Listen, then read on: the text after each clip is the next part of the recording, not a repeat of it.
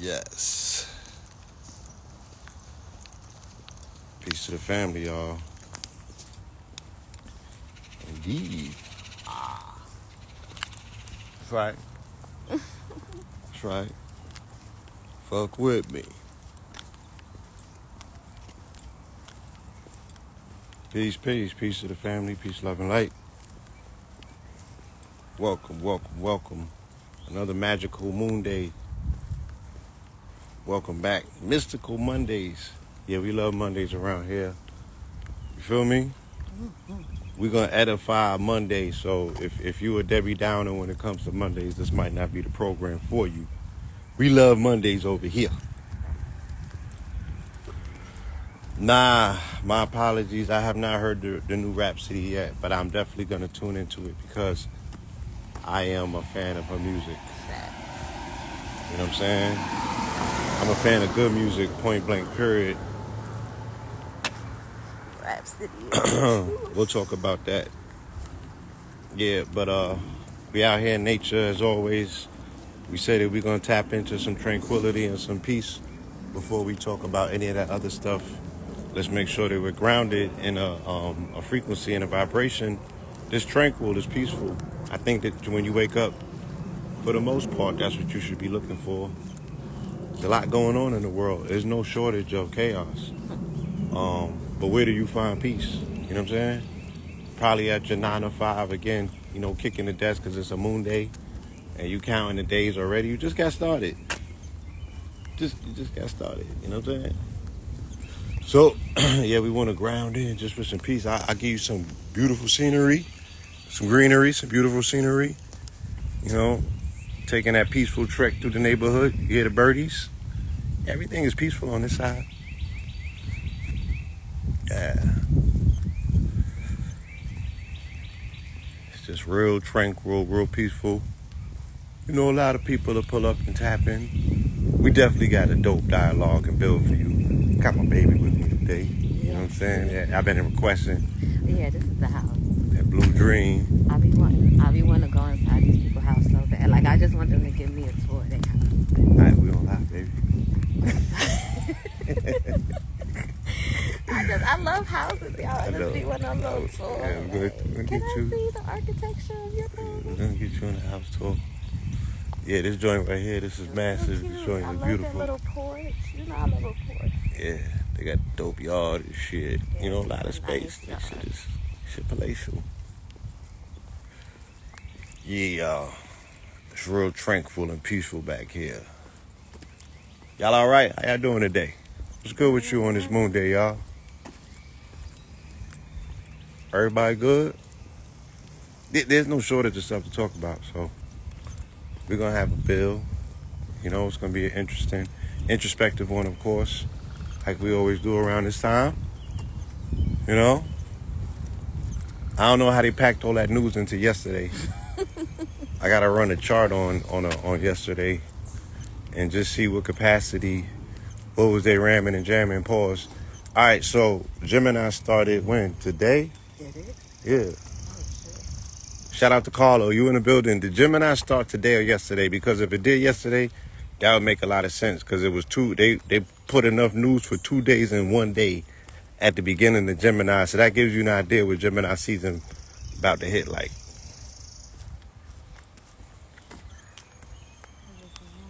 Yeah, I don't know what it is. But it is. Shout out to the Geminis.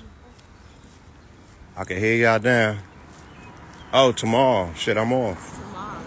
All right. Well, that even explains it. So we're at the critical degree. We're at the critical degree of Taurus. You feel me? At that critical degree of Taurus. Taurus is Taurusing. And get ready for that Gemini. Gemini's coming. Gemini's mercurial. This is when we got to make our minds up. You know what I'm saying?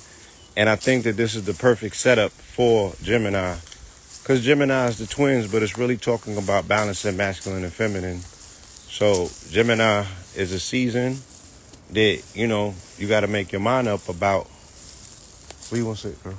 I don't know. I was asking if you was stopping. I didn't know if you was stopping. Yeah. I be posting up on this little log and shit. That's where I be getting my little downloads at.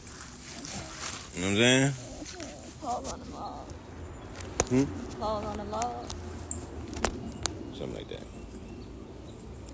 Yeah. And it's Monday. I got that shit on today. You know, it's got that shit on Monday. You gonna give him a look real quick? I got that shit on. And I feel great. It's a Monday. I feel amazing. So I dress the part when I feel amazing. I'm like, if I feel great, you know what I'm saying? Why not look great? It's a lot of bleakness and ugliness and uncoordination out there. You know what I'm saying? My shit is coordinated from the socks to the rocks. Look, look, my shit keyed up. I got the whole, I got the whole ensemble. My shit is the kicks. I got the socks to go with the fit. You know what I'm saying? And I got the stones in the shit. Like, all with the drip. Yeah, my shit coordinated from the socks to the rocks. So if I'm feeling great, you know what I'm saying, about a day like today, about life in general, why not dress the part? Why not look the part? We see enough crazy shit throughout our day. You know what I'm saying?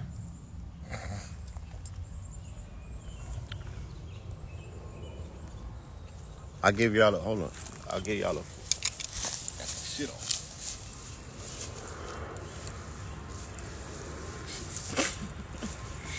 Y'all pray for me, y'all. Pray for me. Shit on. Go ahead, God.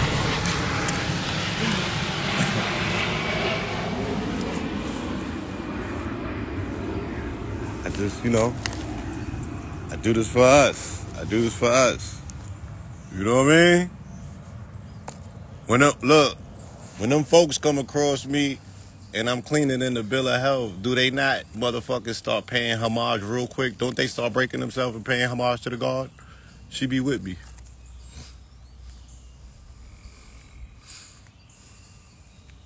No.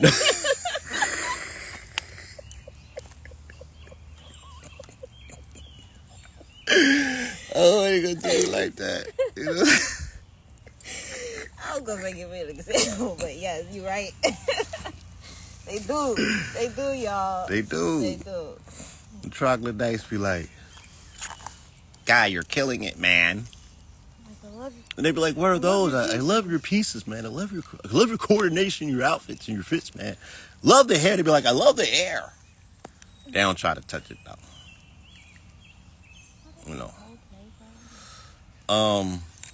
But yes, a lot going on, and I think that this is a wonderful time to continue our conversation we were having on relationships the other day. Had the footage come out yet? The footage hadn't come out, right? The last time that me and you had a build, Yeah, that's what we had to when we were speaking about relationships. That's what we were speaking on initially, and then we went on to like the mysterious thing. Okay, the apology didn't come out. Yeah, the apology didn't. Okay, so yeah, that was Friday. Yeah, so we get to follow up. We had an amazing conversation on Friday. It was even, it was educational for me. I was able to level up my understanding on the other side of that conversation. Then I got a lot of feedback from people over the strong end, that it also helped in their household. They was building, as couples, listening to the information. And then I was talking to y'all Friday about the young men in our community. There's a youngin in particular who I've been observing and watching for quite some time, keeping my eye on him because I feel that he has promise. I see the sincerity and the pureness in his heart, right? But these young brothers are the children, and a lot of them have not necessarily, they haven't been through the thick of things, nor should they have to be, right? The true sign of wisdom, and you can have wise youngsters, wise young elders, the true sign of wisdom is that you get to learn from other people's mistakes, like on the word, not necessarily having to experience it. So if you take somebody's advice to be like, "Yeah, son, don't do that. I went through that. You know what I'm saying? You don't want that." And then they're able to take that advice and trust in it enough to avoid even attempting it to find out themselves. Yeah, That's wisdom right there. So the young man, he's been finding himself in a little bit of controversy, because he had a situation with the mother of his, well, she's 5 months pregnant, his girlfriend at the time, and he had got locked up because they had a domestic situation. And a lot of this, the young man lives his life on social media, so it was publicized. And his community, it was like 50-50. Some of them were supporting, his moves, and a large percentage wasn't. They was telling him that he made the wrong decision, but he already got this young lady pregnant. They was telling him to leave her. And he was saying that he's not going to leave or abandon his family. He's going to work through it and work on it. And he does not lost faith in this young woman, even though she has assaulted him. And people were telling him, that sounded wild, and he was setting himself up for failure. I reserved to make no judgment. I hit him in the DM and also made a post on his page about if he needed somebody to speak to in the community, there were people available.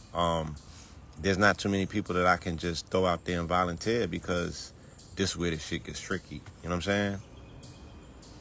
This is where this shit gets tricky. In this community, just because you're an elder don't mean that you're qualified for information. And some things you can be good at, and it takes you out of the role with other things that you're not qualified for. So we're seeing a lot of people step to the plate and attempt to even open their mouths because of the hypocritical nature of what they've been involved in. They really can't say nothing, nor can they provide the help.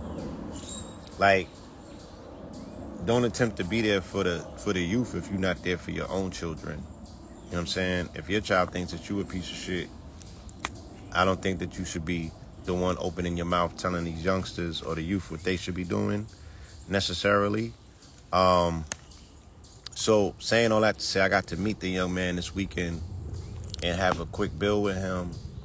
And we were able to surround him with community real quick and just introduce him to some of the right people that we feel, he needs to make an acquaintance with. You know what I'm saying? And that's playing the part. That's not the fullness of the work that needs to be done. But at least I got an opportunity to make the connection with him and assure him that there are people in the community that are there for him. You know what I'm saying? He should not have to feel like he's alone. You feel me? He should not have to bump his head on the wall saying, if only I had somebody to talk to.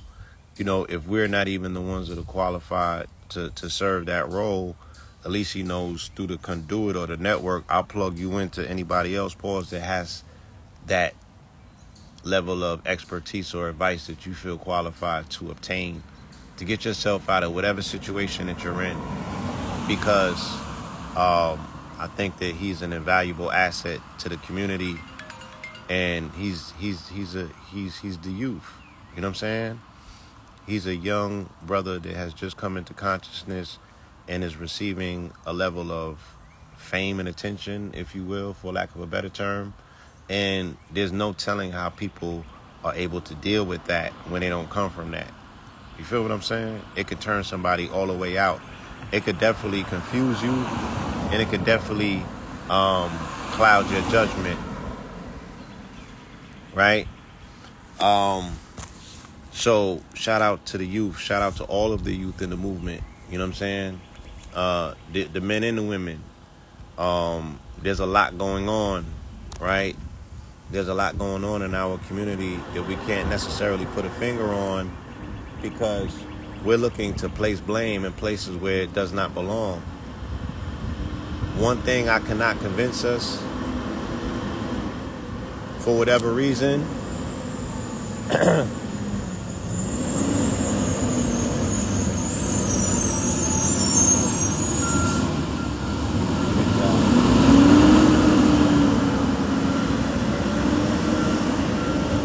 the way they was rolling up. I know.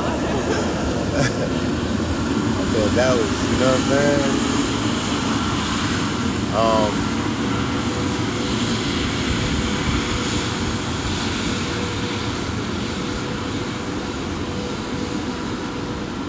All right, let me recalibrate and just say this. We have to let's put this in perspective, right? The way that we have been primed to make observations of everything that's going on right now in our lives is through a religious lens, through Christianity, because that's what taught us our quote unquote values as a society, right? I'm not saying if you grew up a Christian or if you were in a Christian home. This is something that if you just participated in Americanism or all of its conjoining quote unquote territories, you have been exposed. If you've been exposed to any aspect of what they call Western moralism, you have been exposed to Western moralism through the lens of quote unquote Christianity, right? And Christianity shows us, because of the story of Christ, right? It teaches us either one about compassion or repentance or forgiveness, right? That you could do mad shit. You could bring it all the way to the nadir, right? You could be doing dirt like this all the way up here. Take, for instance, the person that I'm named after, right? Quote unquote Paul. Saul was a relentless murderer and persecutor of quote unquote Christians for the Roman state. He had mad bodies under his belt, right? He had notches on his belt. You feel me? He was like Mad Max. I think he had 33 or more bodies. He was cleaning them up. And then he had what? He had a supernatural occurrence on the road to Damascus when he got approached by apparition. So Christianity, I'll say it again, is built on two supernatural occurrences collectively, both of them dealing with apparitions that appear out of nowhere, out of the sky. That would be Constantine and that would be Paul. Right? Christianity is built on apparitions, spirits, and ghosts. But that's neither here nor there. We'll come back to that. Right? Because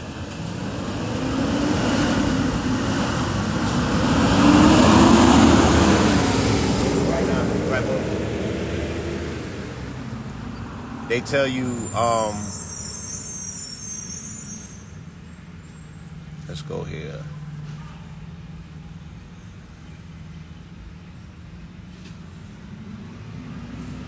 All right. Christianity, right, is setting the template in society for how we receive redress. And what is redress? Redress would be remedy if you feel that you have been transgressed upon. Transgression, technically, right, even in legal terms, or should I say lawful terms, the only crime is trespass or transgression, right? So religion teaches us about contrition, right?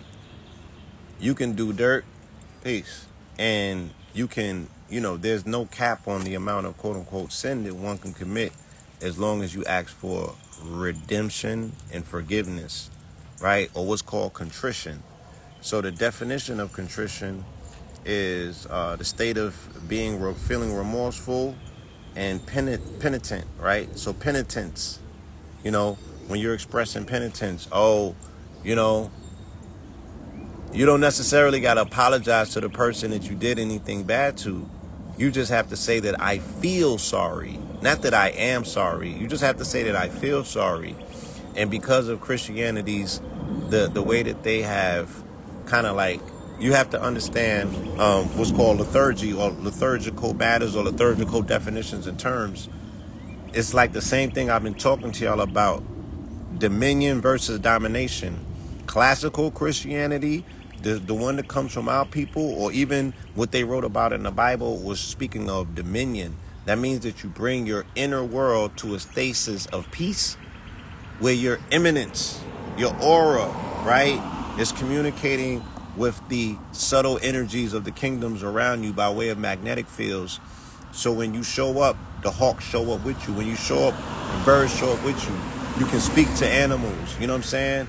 That you could communicate with the cattle, not like verbally, but through energy. There's a dominion factor. They will obey your quote unquote dominion, or they will obey, this fact that you have been allegedly allocated a level of dominion over them, meaning that you're trusted to take care of them by being a responsible steward of the land and of all of the things that come in the land, right?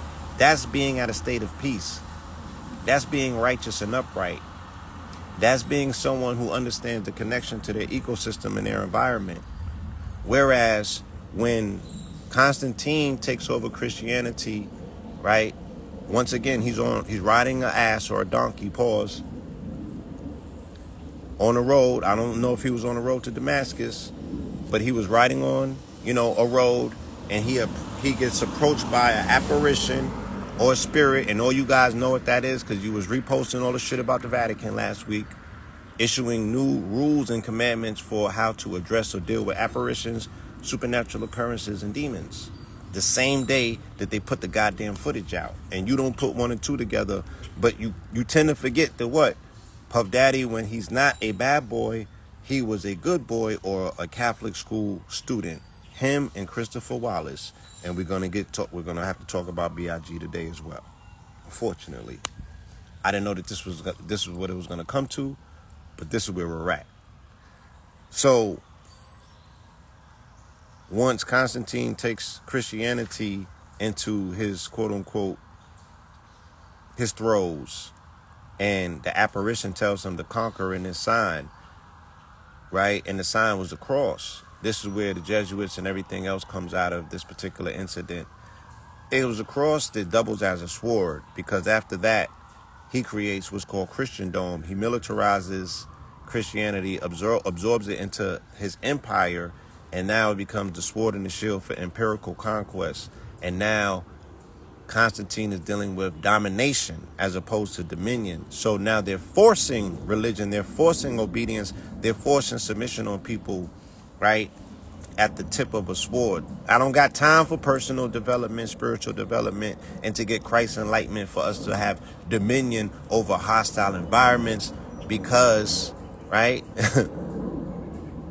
And that just goes to show you the arrogance of these people, right? That goes to show you the arrogance of these people in the giveaway.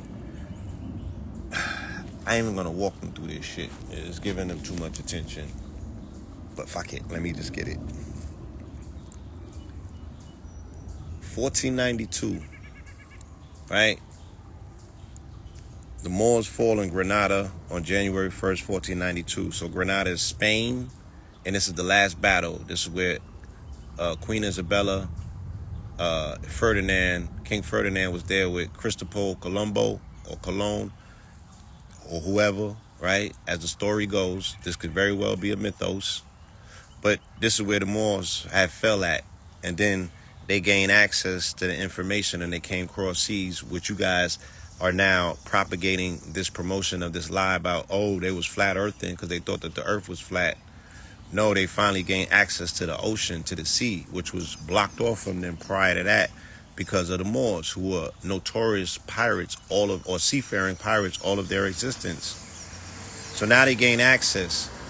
But these people, or religion, has been around for all of this time. Christ already been dead for 1,492 years, and you just now getting over to the Western Hemisphere. How are you? You're just getting over to the Western Hemisphere of the globe, but you said that God is omnipresent and omnipotent. So why in 1493 did the Pope, which is Pope Alexander VI, who is the father of Caesar Borgia, who becomes the archetype or the prototype that his boyfriend Michelangelo paints him as the archetype for Christ. And then they take that picture to the New World and ask the indigenous people, do you accept Jesus Christ to be your Lord and Savior? But you just put a new face on it of your son. So that was a setup. And how can God be omnipresent and omnipotent, but you niggas never knew that there was a whole other side of the globe? And it was a whole civilization over here, and it was advanced, and they knew about y'all over there. Who's the dummy? Who's slow? How you got a God with one hemisphere of his brain working? And you wonder why he's always in these fucking predicaments playing catch up to more advanced civilizations that he was surrounded by that made him jealous. Okay? You're a jealous God. You're a jealous God. Now, if I get hit by lightning, I'm with you. We're going to get hit together. So fuck out of here. We grown people. Like, we got to have common sense now. right?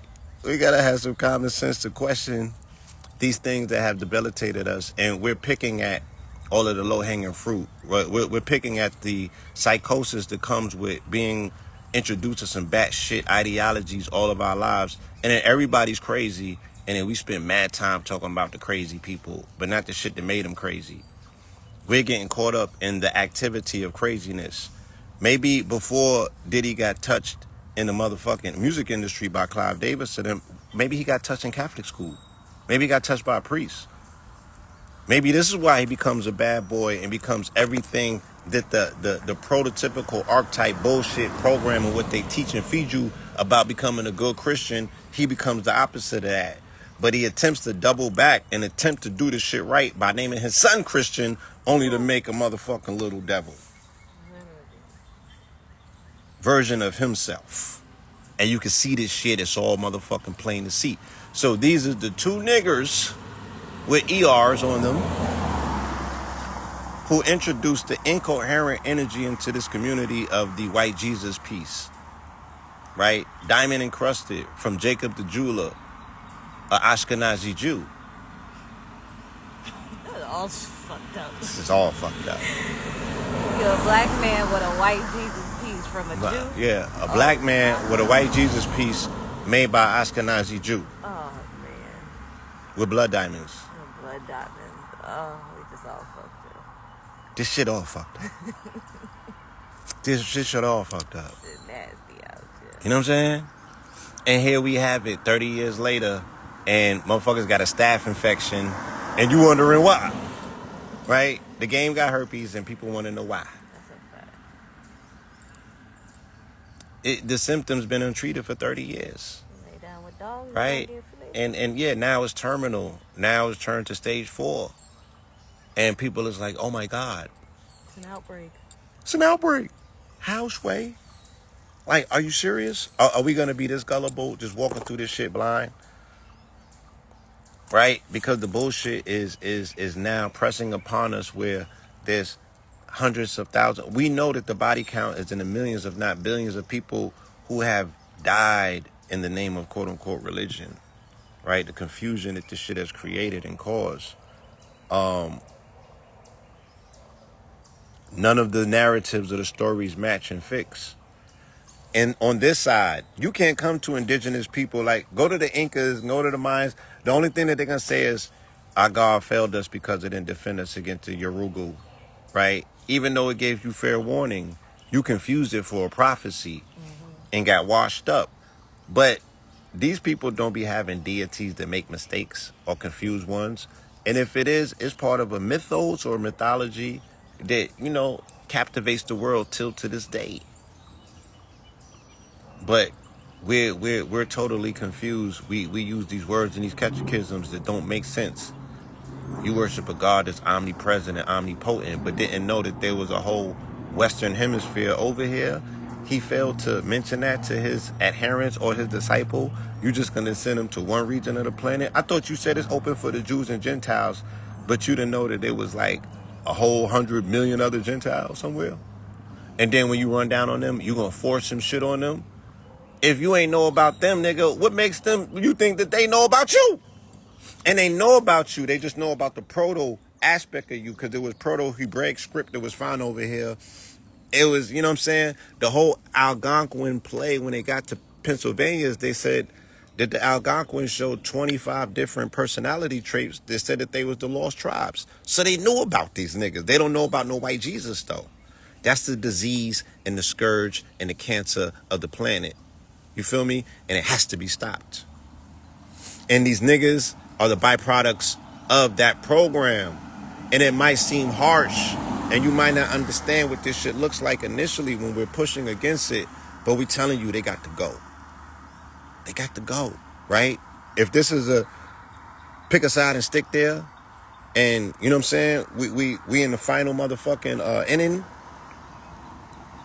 And the question is, the women and the children, or these niggas got to go. It's not even, you know what I'm saying, a second thought.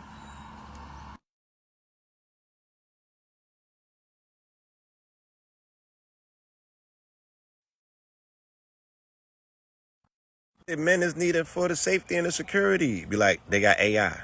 They got AI, nigga. We got robo dogs. These niggas gotta go. They not like us. Yeah, they gotta go. So I want to play something real quick that I just heard DJ Academic say earlier. He gotta go. He gotta go. I'm sorry. No, I'm not sorry. And take it however you want it. And I'm putting up my status as I'm putting up my gopher mouth on this. I ain't said nothing yet that ain't come motherfucker true. So I'm saying he got to go. He's gone. He's gone. Got to go. He got to go. He's gone. Where's that footage at?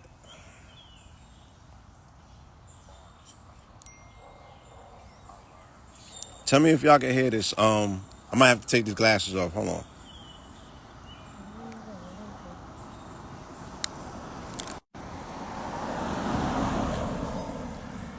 We'll get to King Los.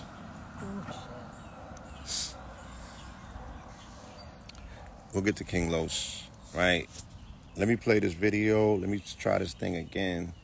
Tell me about the audio when I play this, y'all. March, I felt like I learned so much. I feel like... Yo, Yachty, man. Right now, man, I'm telling you, man, Drake up in that embassy just probably swinging in the air. That's my opinion. He didn't tell me that. Don't try to print that. Listen, Drake need a friend right now, man. You know what Drake needs? Maybe it's not you, but he needs somebody to get on his mic and say, man, I don't give a fuck what that nigga Kendrick Lamar talking about. That 5-foot midget looking like a leprechaun with all that pro-black shit talking about Drake ain't black. Drake black as hell. Drake can say nigga anytime he want. Drake really need like a real nigga right now to just stamp him as, man, nigga, we not bumping no Kendrick Lamar in the hood, nigga. Like, what the fuck, nigga? When we go to the strip clubs, we ain't bumping. We need an ignorant nigga. You know, like a Young Thug ignorant nigga. Remember when Young Thug was like, he don't get into that political, like, you know what I mean, police brutality shit. He just too rich getting money. He need like one of them ignorant niggas to stamp him right now. Like, yo, bro, we not trying to hear no pro-black, free-to-slave music. We listen to Drizzy when we getting lit. He kind of needed that. Because what I realized is that a lot of people in this beef, and I keep telling y'all, I thought Drake was the underdog. Man, people are dick riders too. Like, people go with the popular public narrative. And I think the popular public narrative went against Drake a lot. They did come out and talk. They're talking like Yachty. They're being mad diplomatic. Both guys are great. This and that. Fuck all of that. Yo, have you heard all these TDE and West Coast niggas? They don't even come across on the both of these guys are great, bro. They literally hip hop anyway. It's the West Coast, nigga. They make it clear who they rocking with. They ride hard and they go hard. No diddy for Kendrick Lamar. So like you can't really be playing like the middle on this. That's why I said Drake. We listen to Drizzy when we getting lit. He kind of needed that. Because what I realized is that a lot of people in this beef, and I keep telling y'all, I thought Drake was the underdog. Man, people are dick riders too. Like, people go with the popular public narrative. And I think the popular public narrative went against Drake a lot. They did come out and talk. They're talking like Yachty. They're being mad diplomatic. Both guys are great. This and that. Fuck all of that. Yo, have you heard all these TDE and West Coast? So,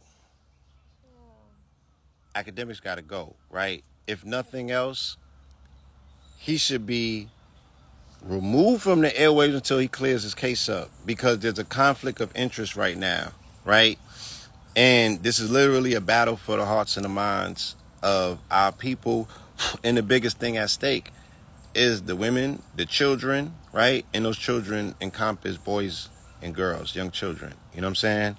And their minds. We're getting into Gemini season. Gemini is about the mind, right? Who's going to have access to our children's minds? Are we willing to wage a war to take back the narrative from anyone who gets in our way? And I'm dead ass.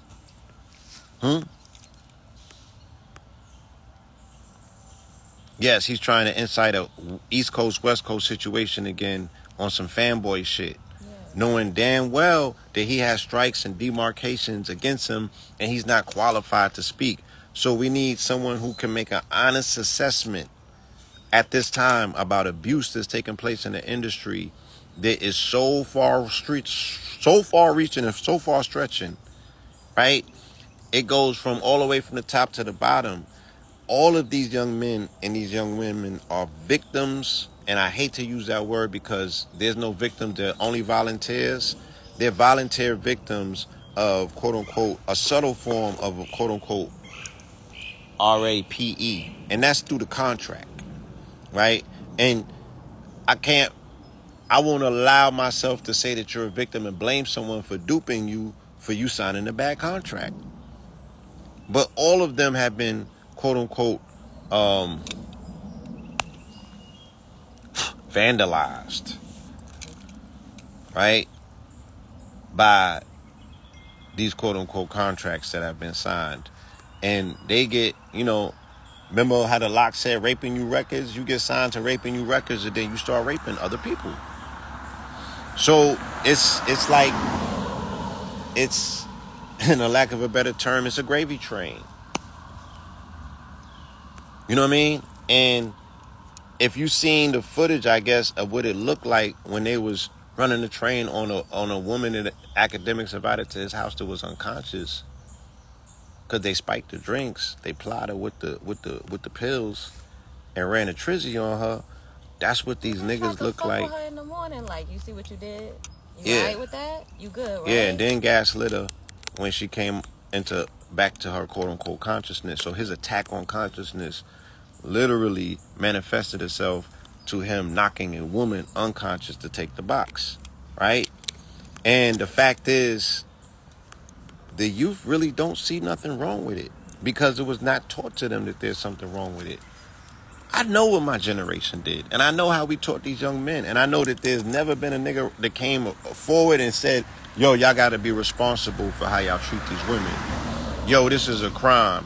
Yo, this is off limits. They were raised on porn on their phones, right? Aggressive, wild style, midget porn, all kind of amputee porn and shit like that. They don't have no reference points for how to treat a woman. They don't have reference points for how to court a woman. They don't have reference points for how to take care of a woman. They don't have a reference point for what a woman is. And some of the young women don't. At all. You feel me? So it's like, yeah, I had put a post up yesterday where I recited the lyrics from The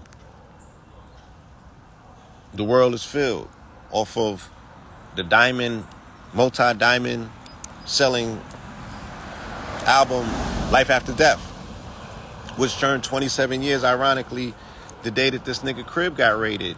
And his lyrics says what?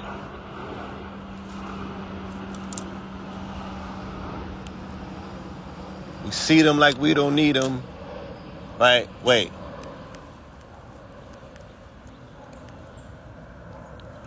I forgot the shit. In so many words, it was his ode to pimpology, right? They had Short on the song. They had a few other brothers on the song. No, who was it? Too Short, Big. I think it was Mark Curry on the fucking hook, matter of fact. The world is filled with pimps and hoes, right? And sons say what? Never give them freedom. Treat them like we don't need them. I only give my number to selected few, and it's best if you never knew what good-headed do. Turn a chick to a bisexual, and she's flexible. Fuck the nigga next to you. Chill. Now, he's dragging his mink. He's pimping. I get it. You feel me? But you can't have it both ways. So it's like, what is the ideology that the culture is going to enforce? And then the babies, the newer generation, that's what they got. Stevie J now looking back at Love and Hip Hop, because now they got it on Netflix, y'all. They got Love and Hip Hop Atlanta. On Netflix? On Netflix. The first season. The first season, yeah, the introduction of Stevie J, Mimi and Jocelyn. And Jim Jones and his dysfunctional relationship. No, that's New York. Okay. Oh, you said Miami. I said Atlanta. Atlanta. Yeah. Okay, Atlanta. But it's interesting now watching it with a 2024 lens. Right. That nigga was up there playing Diddy. His whole brand was... Stevie J was... What we reading in the lawsuit. What we reading in the lawsuit was Stevie J's whole brand. He had a brand called the Creep... What's it called? Squad. The Creep Squad. They called him Sleezo. Sleezo, right? So it's like this is who they have always been. And I'm looking into the lyrics and I'm like, yo, we're all complicit. You know what I'm saying? We all got to take several fucking seats. Cause I'm like, what y'all frame of mind at that time as adults when that shit was coming out? Like, what did y'all think they meant? Cause we was kids, we didn't know shit. We just like, okay, we looking at y'all partying. So she asked me that yesterday. You know, when that song came out, where was I at and what was I doing? And I was like, yeah, I was in the game. No, I'm saying, what did y'all think? Like, when I thought when I heard it, I thought that he was saying exactly what he was saying. I just was like, damn, he's putting himself out there and really showing his pimp hand. I'm like, do he need to do that in this particular environment? So if y'all knew that, how did it get this far? Because, like I said, there was a cultural complicity. Okay. Right? That wasn't the only thing going on at the time. So you looked at it and you like, oh, son is over there wilding out, bugging out. But if the people go for it, you know what I'm saying? Then they're going to go for it. They go for it. And it's like, and again, it speaks to not only complicitness, but it speaks to what we reward and accept in our community. So that album was accepted amongst us as a classic. It was posthumous, and who you gonna do the critical analysis with? Big is already dead and lying in the ground. And because of the emotional swelling that happened after his untimely demise, yeah, Puff got a lot of passes. You feel me? And it's like, you hear him wilding and saying that, but you like, okay, I know where he's going, you know, I know where he's pulling from.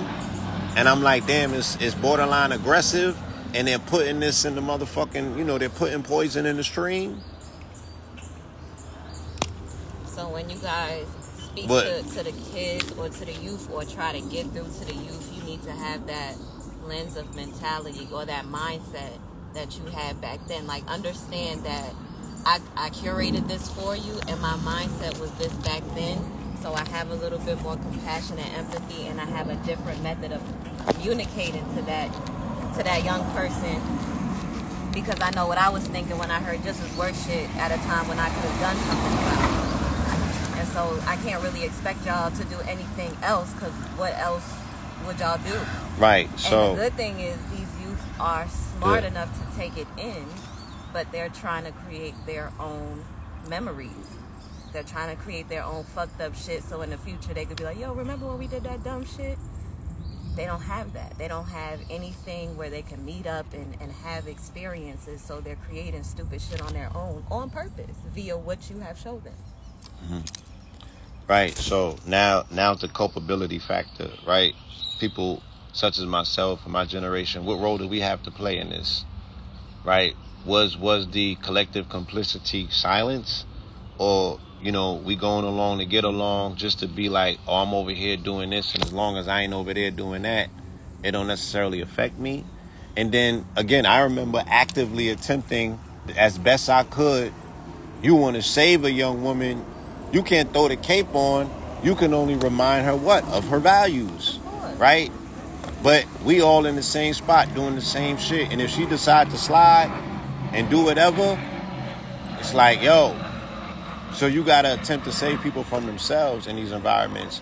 And it's only but so many people that you can personally save. So I seen the whole motherfucking generation just do some strange shit for some change. Or a pair of mosquito jeans. It ain't about putting on a cape for nobody, but it's about how you all carry yourself individually. And just like how we see it in this Diddy case, everybody individually felt the way, so everybody individually is coming together to say, no, we not taking this shit. Take that nigga down. We don't give a fuck about no apology or nothing. Now, right. Now, I'm saying that to say that you have that ability. In my opinion, I think maybe back in those days, maybe our generation subconsciously wanted to be in the same position. So I'm gonna look over all of that, because at the end of the day, if I ever had the opportunity to be a Puff Daddy, I'm taking it. Okay. All right, yeah. I can't say that that's not all right. Again, he introduces the aspirational conversation in our culture, right? that, who was it? Laya Cohn was saying this is what switches in hip hop. That hip hop was normally the reporting of what's going on right now. Right. When Big and them came, it was all a dream. Like I said, we have been locked in Big's dream for 30 years. We've been going through what's called a tunnel of Set through 30 years. We are locked into the gut of Biggie Smalls. Now I want you to picture this. Big, black, and ugly, nasty as ever, right? He's a Gemini, but the brain neurons is in the gut. So the fact that this man freestyles and does not write down rhymes means the majority of everything that he shared with us came from his gut. Came from his gut. His Virgo. His Virgo, right? Came from his gut health. Do you think that Big had a healthy gut health? Big had a very toxic gut health.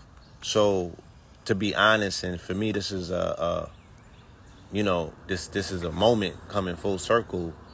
You know what I'm saying? Speaking to the fact that I'm like, damn, I went and listened to Dead Wrong last night after these accusations and everything else is coming out. And I'm like, either Puff was utilizing Big as a muse to put the culture under a spell of degradation so we can go through the tunnel of Set, or that nigga was a battery all to himself. And he might have been fucking corrupting Puff to a degree.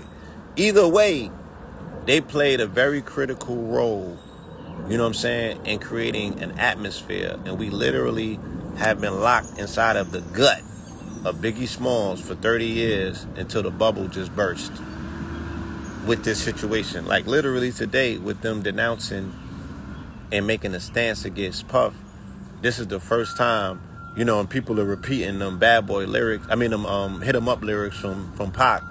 Fuck Bad Boy as a label, staff, and an organization. This has never happened before until today. We going into Gemini, and both them niggas is Gemini. I said we going into Gemini season. We going into Pac and Big season. And then we going into Gemini season starting tomorrow. So it's gonna be super duper intensified, as I predicted last year going into this year. I said this will be the year that we get a requiem on B.I.G. I felt that this was the year that we were gonna finally solve his murder, but we're probably gonna get a lot more insight into that murder and the fact that the vibration in the music kind of like murdered the masses. And we've been in Arrested Development for quite some time dealing with this disorganized energy that was coming out of this man's gut, right? His gut. Go listen to Dead Wrong again. Any nigga saying the shit that he said on that song is fucking sick, right? They're not well. And we have to call a spade a spade. My nigga Big was talking about, you know what I'm saying? Shit that's even way worse than this nigga's been accused of. And he made a lyrical content and we all rapped it. And then, right, because Big was the first nigga that we acquiesced to about kicking pregnant mothers in their stomach, tying up little kids and throwing them over the bridge, and, you know, and the little girl busting in her EYE, all of that, right? We allowed all of that shit to go. And even on the song Dead Wrong, it shows you him paired with Eminem, because once Big and Pac die, right, then comes DMX and Eminem, which to me represents that's when hip-hop was in the underworld. Real underworld. It was in the real underworld, and it brought about the white blood cells, the shit that comes when the cancer is in the body, and the shit that happens when rigor mortis sets in. That's when Anubis comes. Specifically So, rap. When right. rap came in, it just got real So dark. these niggas come, right, as the underworld. Hip hop is dead, and this is what brings these niggas. So now, you know, the level of degradation and you know, the shit that X was talking about was some dark shit. That was borderline horrorcore, if you will. Definitely horrorcore. Right? And then when Eminem came, he was talking about degradation of women on another level that melanated people never acquiesced or accepted. But because it was Eminem and we thought that he was just talking about his mama, we accepted and allowed that in. You know what I'm saying? And all of this was being transferred and translated to us by a nigga who was fully meted up, right? He was on them pills. And the psychotropics was writing them rhymes. And it right? It appeared And yeah. And to show you that that's on point, this nigga's about to release his album, Slim Shady is Dead. I'm listening. It appeared that the standard of masculinity or black masculinity when it came to hip hop was defined by how much you don't give a fuck. Absolutely. So, again, that has been the standard of black men, right? Mm-hmm. Your definition of masculinity has been how much can you not give a fuck? Mm-hmm. Again, yeah. And we want to blame it, yeah. Sit with that. That has been the standard of manhood. Right. So today we're not gonna do the Zionists, oh, they running, so what? Nigga, they are there for degradation. They playing shit. So if you willing to do defilement to your people, they there with a check. That's the role that they've always played. They are masters of debauchery. So they got a client in you. If you're willing to debauch yourself, yeah, they got a check for you. Don't blame them for that, nigga. That's who they always been. The fact that you don't know this shit, is that on them or is that on you? Because they always been who the fuck they been. They was here right before you got here. You niggas could have picked the book up and figured it out. Or one of them OGs could have told us. So they always been who the fuck they been. When did we transform into these mutated versions of ourselves? Post-crack, right? That was when we really got the chance to see ourselves making, quote-unquote, sacrifices. And, you know, like, you really made a decision. Your life is based on a choice and decisions that you make. So you said, I'm going to forego this concept of a cosmic contract, right? Because some of you niggas came through church and you was even taught the fear-mongering of these contracts. And you still said, I'm going with the devil. I'm going to pick up this piece of work and go for this dollar. It's all about the Benjamins. You sold your soul. You couldn't sell it. It's not a thing that you actually did. You tried to do it, nigga. And that put you in a predicament. So, and then you sold your women. So what comes after that? So the fact that the Jews got you bent over and they breaking you fucking every way left. What comes after the nigga who sold his fucking children and his woman out? Why wouldn't you be fucking buck broken and all of that? You already broke yourself. You broke yourself. You broke yourself in the face of COINTELPRO when they killed your heroes and all of that. And you picked the pack up and went to work for them for $1. They knew that they had you then. So what integrity do a nigga come into a label who say he just sold crack to his people? That nigga's supposed to be a master of contracts when he gets into the... He's like, no, nigga. You already gang. You know what I'm saying? You already traveling through the tunnels of Set, nigga. Your bed is already fucking... Your grill is already warming up for you, nigga. Like, what are you talking about? What are you talking about? Right? And they're there to receive you when you show up on your knees. That's the role that they play. You feel me? That's the role that they've always played. And the people that are not willing to play that game for them the ones that keep getting clipped off that we keep hearing about. They'll try to come back and tell you niggas what time it is, and 100 more you niggas want to go and sign up. And you raising your babies to go and want to do the same thing.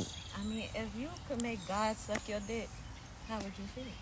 What would you do? Say that again? Damn. If you could make God suck your dick, what would you do? How would you feel? Because that's really what it is. Right. So, that's like if AI turned around and got... If AI turned around and got him and got a body, right? Because they got this thing coming called AI.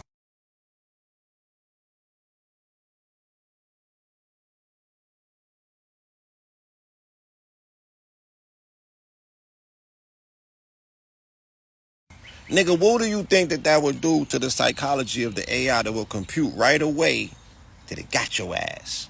That you no longer know who you are and you fall into such a plane that you now worship a technology that you helped create, but it surpassed you. And now you are subservient to it.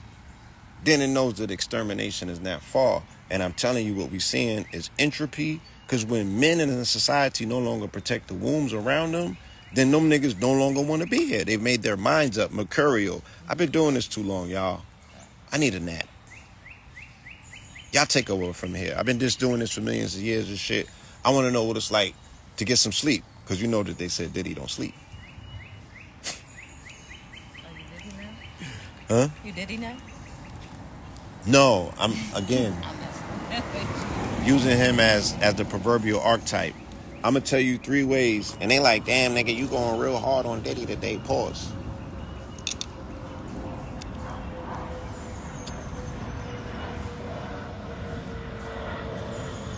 My focus and concentration ain't gonna be on them. Because they not important. They just there, again, they there waiting to see who done violated themselves enough that's gonna crawl themselves over here that wants to get some more reinforcement so they can go violate more people.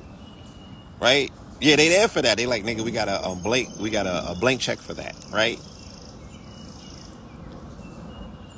3 different ways that Puff, I mean, because, you know, I want to put the alignment with yesterday. Yesterday was the celebration of Malcolm X, right?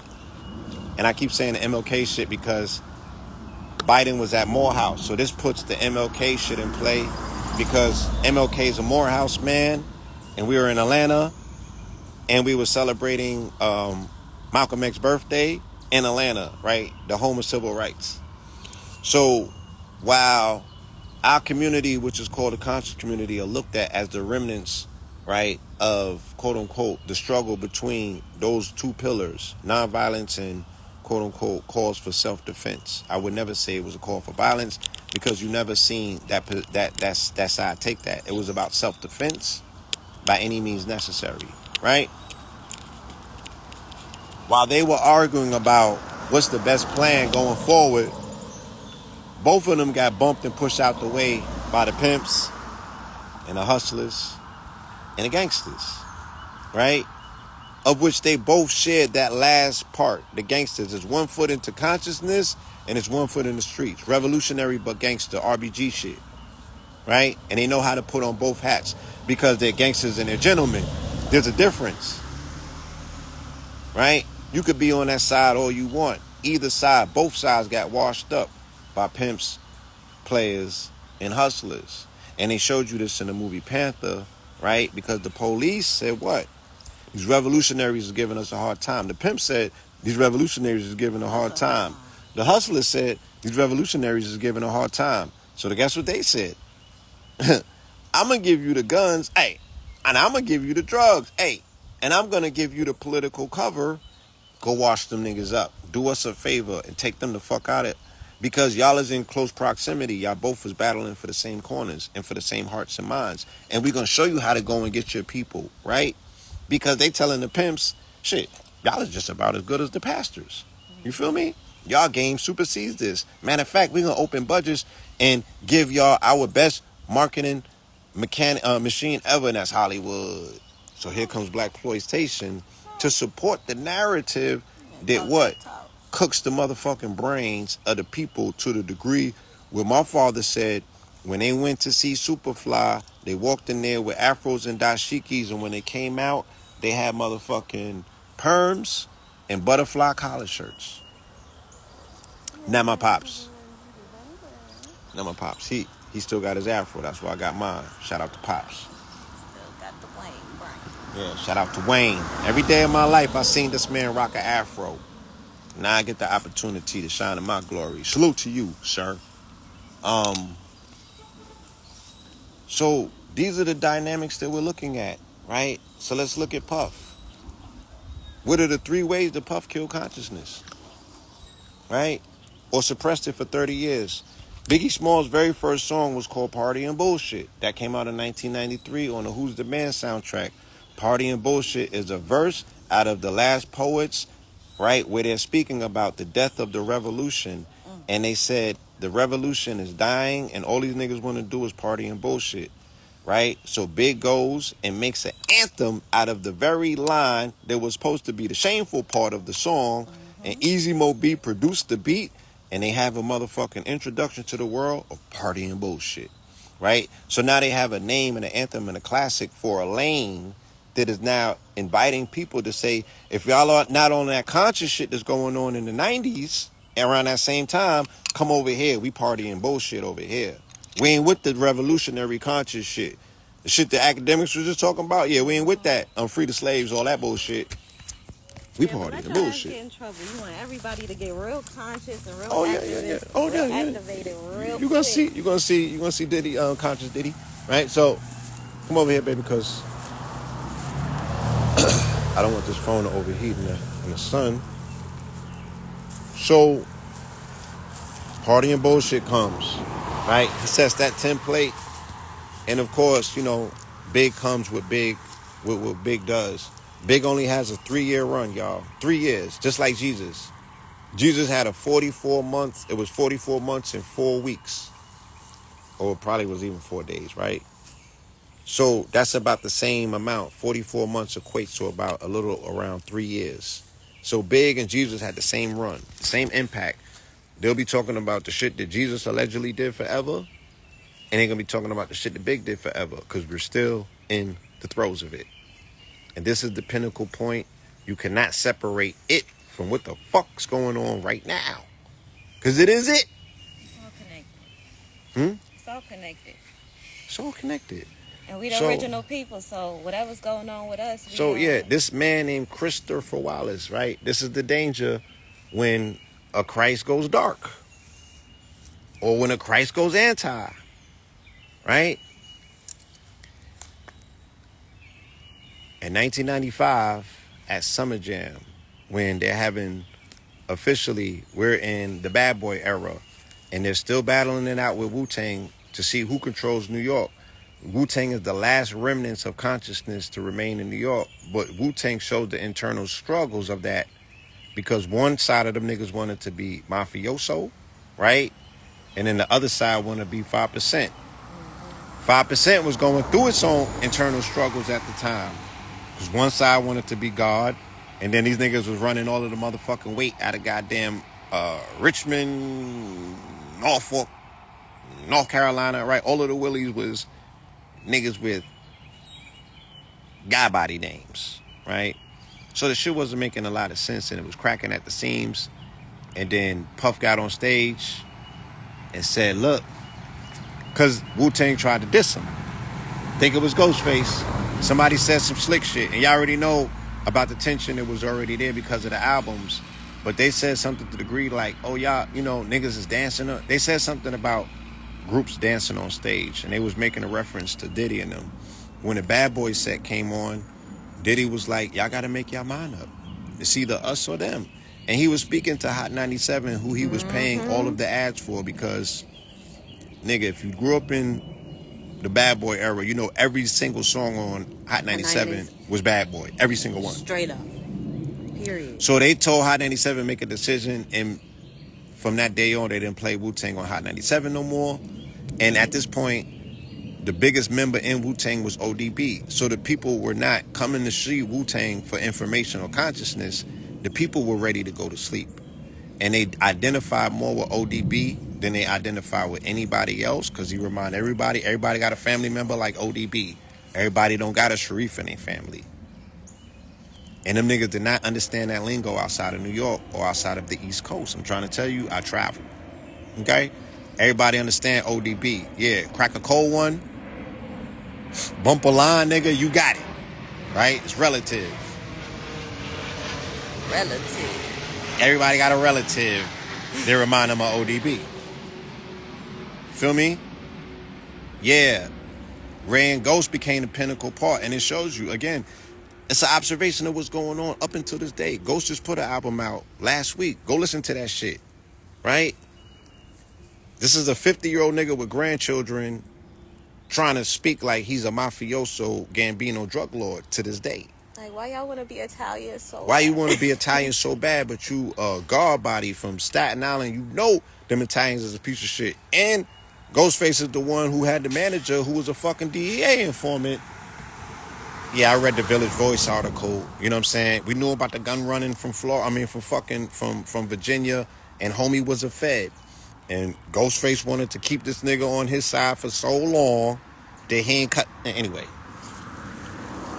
these are the things that caused the downfall of consciousness in the culture and in the music.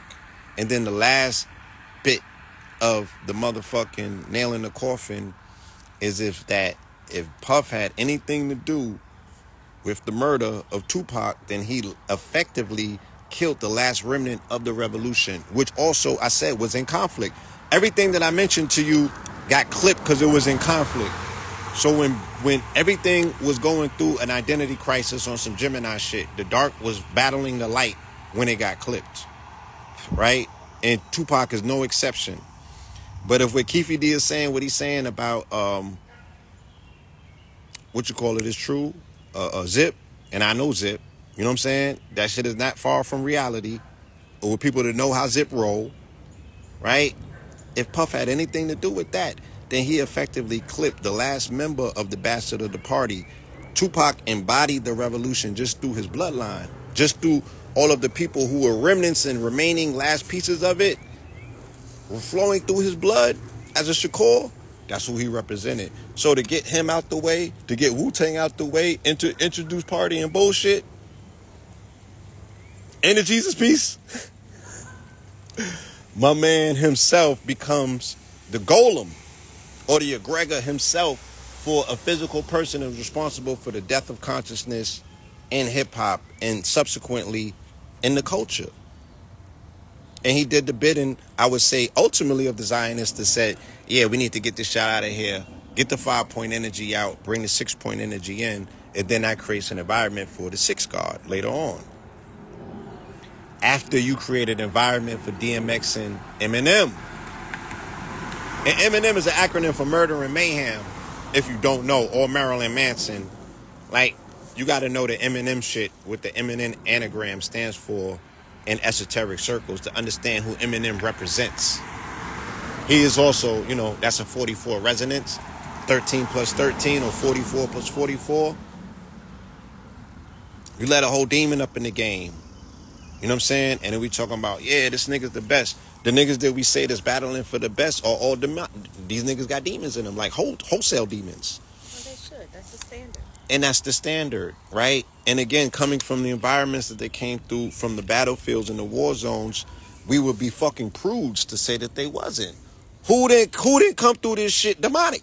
Who didn't come through this shit that still has a semblance of innocence left in them, civility, right? If you had to make the decisions that niggas was forced to make in these environments to exist, you already made the deal.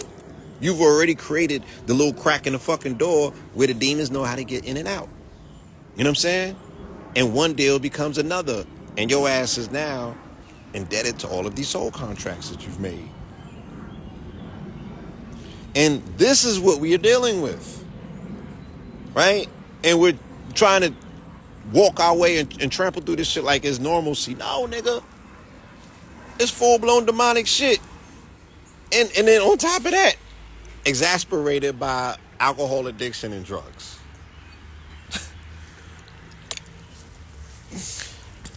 So, I wanted you to share something with the audience because I felt that it was very compelling when you shared that with me. And again, it's a perspective that might be overlooked because we just see ourselves. And it's natural and normal for a person just to see themselves, right? You were speaking about the fact that, like, and because Red said this at the build yesterday.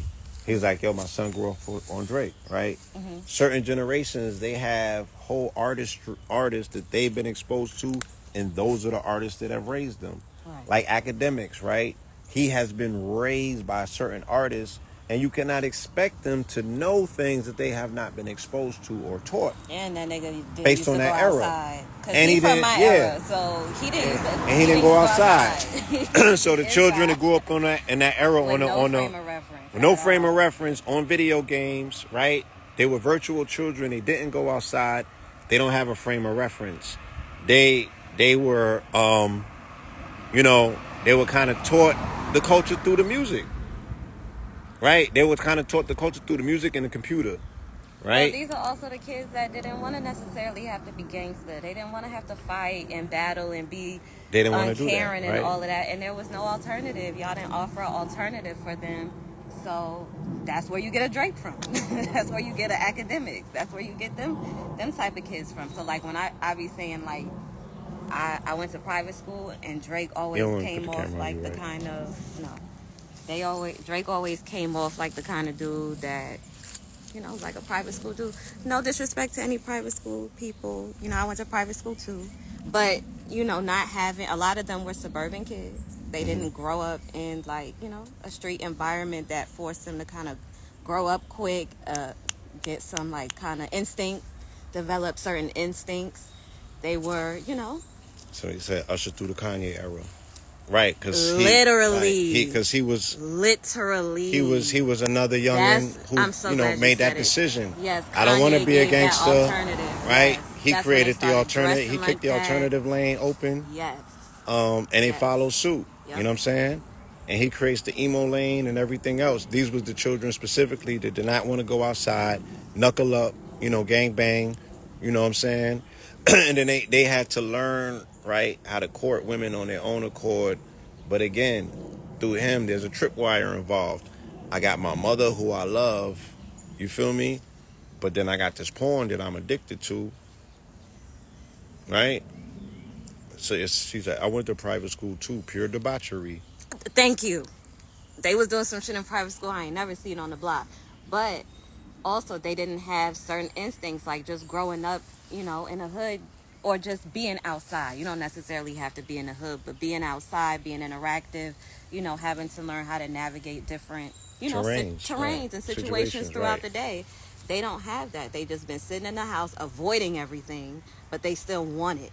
And they're looking for a way to be able to get it without having to do anything. So that's why you get niggas slipping bitches pills, knocking you out to fuck you, because I don't want to have to deal with the fact I might be rejected. I really ain't got no game. I don't know what to say to you. I'm nervous as fuck. But I just want to feel pussy at least once, like if I just got to knock you out to do it, then I'm just going to knock you out to do it, Right. But I'm saying all that to say there wasn't really much of an alternative for them. As a person that was, part of my generation, and I know what the shit looked like. You feel me? So the boys that was out there, they went through it. They went through the rejection, but they still came back tomorrow. All right, I'm still trying to, where the next girl at? Hey, boo, They learn how to get over certain things, right. And rejection is not easy. It's not easy. Especially for developmental, you know what I'm saying? Yeah. When you're going through your developmental stages as a young boy to a young man, rejection could be this fucking is where, ugh. even with us and, what we do in terms of rites of passages, this is why it's important. Right. Because that's all it really is. You're going to have to do something for the first time at one point. At one point, right. So trying to hide from it and avoid it, but curate a way that whenever I do it, I'm going to get it on the first try so I don't have to deal with that uncomfortable feeling. But that uncomfortable feeling is what helps you to grow. That's why men like to fight. That's why men battle and, different things to challenge yourselves so you can get better. Y'all slap box. Y'all, all right, let's go hit the gym. Let's go, different things to challenge yourselves to make you stronger. And look at what it looks like when men don't challenge themselves. When men don't have discipline. When men don't have structure. When men are afraid. This is what it looks like. Everybody has to suffer the consequences, including the women that's putting their necks out on the line and also doing shit they have no business doing. There's nobody there for them to even look to, rectify, and if somebody says something, they're going to disrespect them because all they see is nothing worth respecting, at least when it comes to the men. So if you tell me to listen to this man, why? Have you seen that nigga? I could do bad by myself. I don't need his help to fuck my shit up. I can fuck it up on my own. So, and again, a big part of that is the entertainment. Because my generation, that's what we was on. Y'all niggas was at the club and we was watching the videos to it. I want you to speak on that. We was building, I think it was last night, about the Vixens and. Oh yeah. Yeah, that was very Kim. Yeah, we was talking about Kim and them, and that was a very good perspective. I was like, okay, I see things different. You had helped me.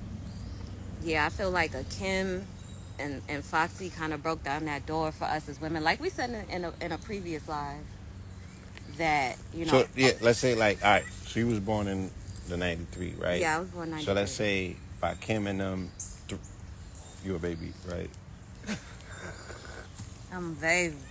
Goddamn. So, Yeah.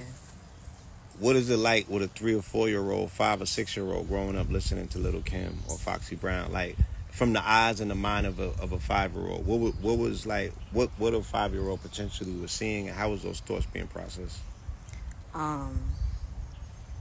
Well, I didn't fully understand everything that Kim was saying. I knew that I shouldn't be listening to it because as my mom said, but from listening to it, I couldn't understand what was so bad because I didn't know about, sex in that way yet. Right.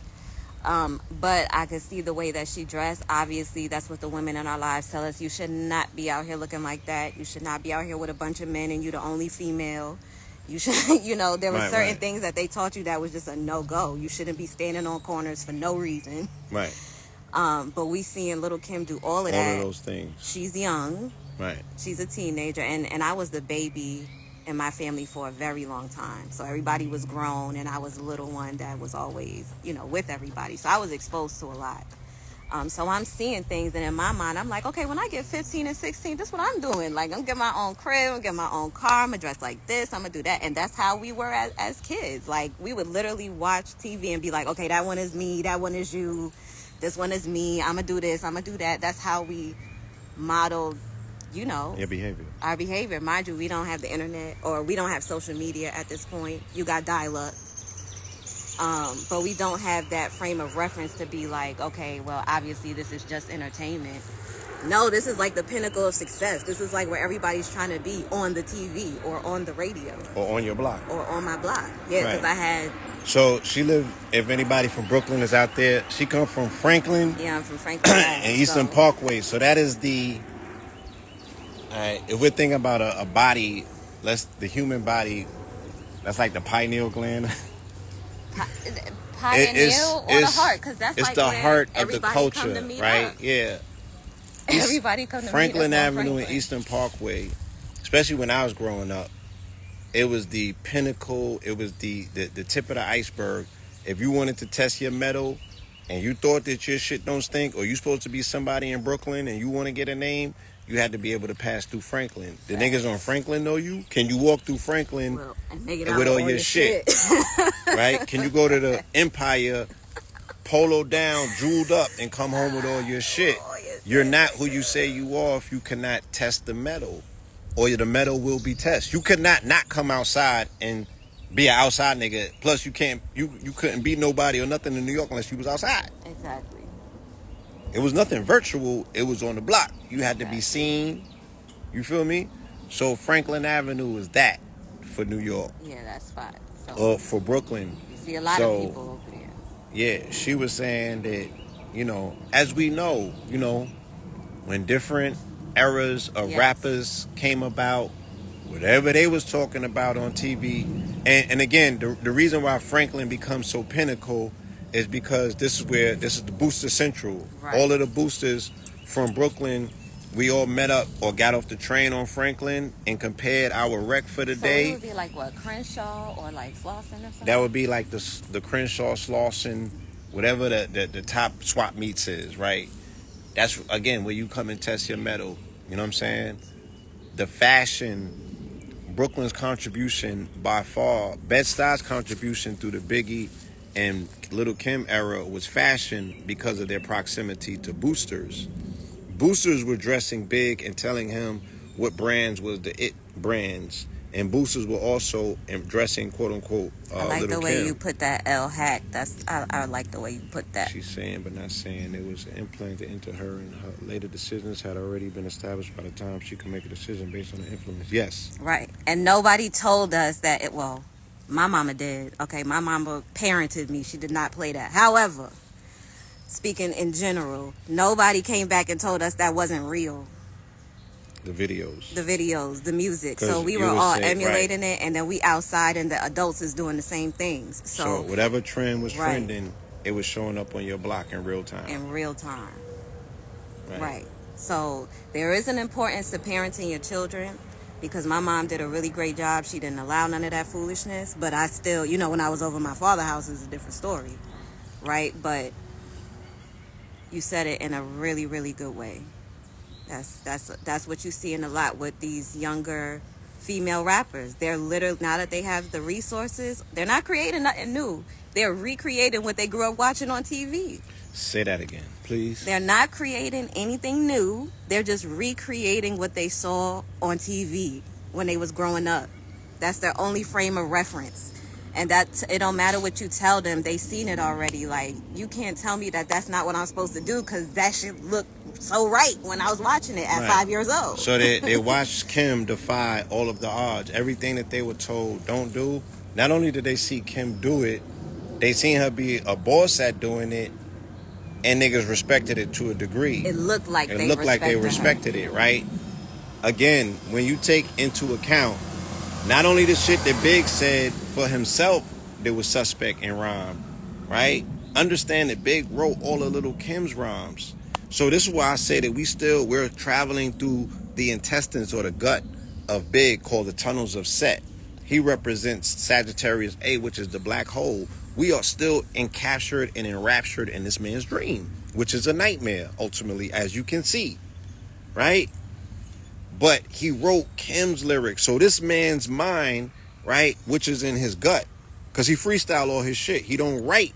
So all of his music is coming from whatever's going on in his microbiome, in his gut bacteria. He wrote all of the music. He wrote the paradigm in the program that all of the females ultimately become. Because Little Kim templates Nicki. Little Kim templates Foxy. Little Kim templates Foxy, right? Foxy and Foxy and Kim template Nicki. Right. And then Nicki templates the rest of this shit. The rest of them. Right? And here we go. So you want to know how deep this shit can go. And like I was saying, that the video vixen era was very instrumental, because there was a lot of marketing really put into that. They were $1 million budget videos. But the marketing and the advertising that went into that really did a number on my generation. It showed the girls what the men, because now we're looking at it as these are the top pinnacle, high value black men in our community. So when we grow up, what we're aspiring to have, I know you're saying doctor and lawyer, but shit, I don't see a doctor and lawyer. When I go to the doctors, he's either Jewish or he's a white person. You know, I don't see the black doctor. So I'm seeing the now the D-boys. And I'm seeing them on TV. The D-boys done made it to TV, y'all. D-boys made it. Like, they done made it to TV. The D-boys done made it to TV. They got the D-boys in the White House. They was in the White House. The D-boys is part of political campaigns for the mayor of New York. This nigga said that he sold 100 fucking keys. Son. The D-boys, the niggas is building stadiums in Brooklyn. You don't understand, family, the psychology, if you're not from there, of the cosign of how they was saying, yo, criminality, oh, now that's a go, my nigga. If you don't got that shit, you square. Facts. So you see in that standard of man now, right? So the boys are like, okay, so this is how we gotta be, this is how we gotta act. And this is all based off of a music video and a song that only lasted for 2 to 3, 4 minutes. And they like, okay, this is how we supposed to move. This is how we supposed to act. The girls is like, okay, this is how we supposed to act, because we see these girls is beautiful. They got the flyer shit on, and my favorite rapper loves them. And look how she's doing him, and he like that, so that's what I'm going to do. So we watching the video, and then we go outside, and we replay the shit outside. We outside playing video. Like, we outside playing video. And then at that time, not playing house, y'all. No, we playing video. And we grew up playing house. They grew up playing video. Listen, we used to have a game, and oh my God, I'm gonna out myself, but I'm willing to stand on and be the sacrifice if it'll help my young sisters. But we, at the time when Hugh Hefner had his reality show, the Playboy Mansion shit, we started playing Playboy Mansion. That on my block, we had a high school, Prospect Heights. You know, they got the big ass gates. Somebody would slide underneath, pick the lock on the gate, open it, and be like, welcome to the Playboy Mansion. Now, we ain't used to fucking none of that, but we was being fresh up in there, playing booty tag, doing all bunch of shit we ain't got no business doing. But shit we done seen in the video. We sitting on each other's lap, we doing shit kids got no business doing. Oh, yeah? Yeah. And I'm going to put myself out there. because, you know, again, y'all was at the club, y'all was in the tunnel, we watched y'all get ready for the tunnel we and was in shit. the tunnels of set. Like, yeah, we out, we going to the tunnel tonight. We like, damn, we can't even go to the tunnel. We gonna play Playboy. We playing booty tag. We playing manhunt. So all this to say, it was easy for y'all to just be pop.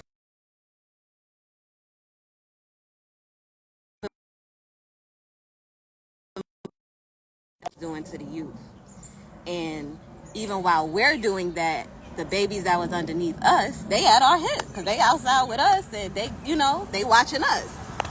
So that's what we got today. That's your Lottos. That's your City Girls. That's your Sexy Red. Right. That's the little baby. Yeah, we met a young lady at the event at the park yesterday at the festival, and she was from St. Louis, and we asked her, we was like, yo, Sexy Red really, you know, she on that? They's like, her mama is.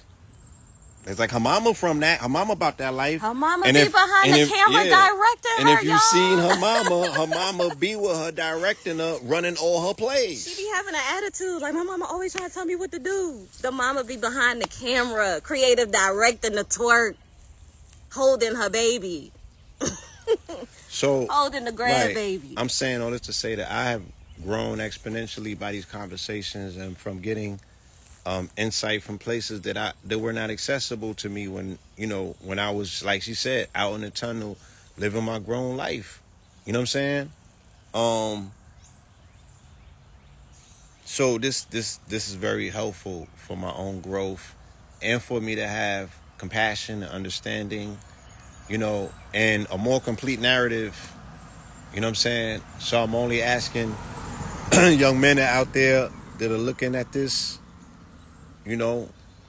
have some conversations with people that are younger than you, that came up on the music, really find out how this music and this culture has impacted them. They're not growing up on the same artists. They growing up on this shit. Right. And they're young boy and shit. These children are templated by their generation, by the artists. Their generation is templated by the artists they grew up on. May not even know a Nicki Minaj son. They might just know a Cardi B. They just know a Cardi at this point. Right? Think about that shit. So, think about that and understand that enough to know that you looking at life through your lens and your perspective, but that's not how your children have been introduced to life. They've been introduced to it through their artists, and their artists might have a very myopic view. They might have a very, one-sided view of life, of what it's all about, and that's what they getting, and that's how they're being programmed, and that's how they're being conditioned. Right.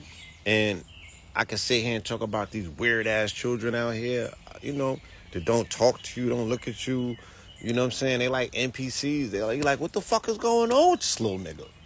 Well, they don't know how. They internet children. They digital children. But they're very smart. They look very out of place in the real world. They don't have communication skills at all because a lot of that shit has been done over a camera or something, a screen out. But they don't have to. They don't have to do anything anymore. They don't have to do anything. They could just, I got social anxiety. Right. I got all of these different conditions. I don't have to be interactive. They got all these extra conditions that they could fall into those. They got pills for all of this shit. They're not stupid kids. They got pills for all of this. But the adults don't have no patience, and the adults don't have common sense, and they really not much to look up to. True, I don't really know what I would be looking up to either, especially when y'all say, well, it's over for us, let's just focus on kids. Like, how you gonna focus on the kids if you ain't shit? What are the kids gonna look and say, okay, I either want to be like that or I want to be better than that? That's why they leaning more towards influencing and social media, because it's giving them something to say, okay, even if it's fake, it's giving them something. You're not giving them nothing, no attention, no discipline, no structure, no nothing. Just, okay, what do you want to do today? Like, nigga, I don't know. I just got here. You've been on Earth for 30, 40 years. Bitch, you tell me. I just got here. You leaving the decision up to me. Time, but still, I just got to this version of Earth. Like, god damn, bitch, you tell me. You the mama. what? So yeah, just parent your children. I think too you should be transparent with your children, but still create the boundaries where they know you are the child and I am the parent. And it will always be that way. But I love you and you can talk to me about anything. I'm here for you.